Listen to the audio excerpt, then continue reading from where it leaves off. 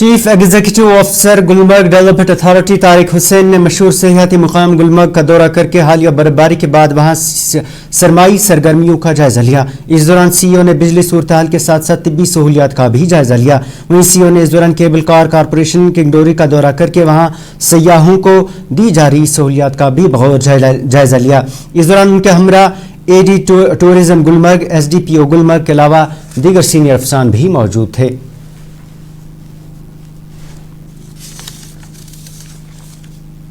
उसमें बाहर बर्फ गिरने से उसमें बाहर गुलमर्ग आ चुका है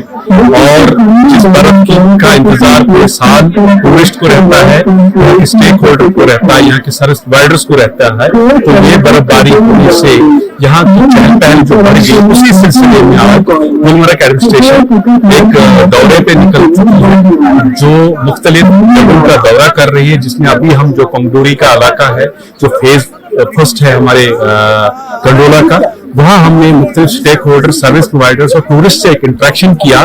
और जो हमारा ट्रेड है उसकी रेगुलेशन की बात हुई और जो टूरिस्ट की ज्यादा से ज्यादा फैसिलिटेशन की बात हुई। उस सिलसिले में आज हमने यहाँ का जो पूरा जो हमारा एक खाका है उसको हम तैयार करने की कोशिश कर रहे हैं, ताकि जितना भी हमारा ट्रेड है, मुख्तलिफ किस्म का ट्रेड है, चाहे वो हमारा सलज वाला है, चाहे वो हमारे गाइड्स हैं या सभी मोबाइल्स हैं या बाकी जो एक्टिविटीज है, गुलमर्ग का भी हमने प्रॉपर एक दौरा किया, इसकी कैपेसिटी का हमने जायजा लिया। उसके अलावा ये हमारे आप जानते हैं कि स्कीयर्स जो आने वाले दिनों में जब हमारी बर्फबारी ज्यादा होगी तो यहाँ स्कीइंग का भी इंतजाम किया जाएगा। उस सिलसिले में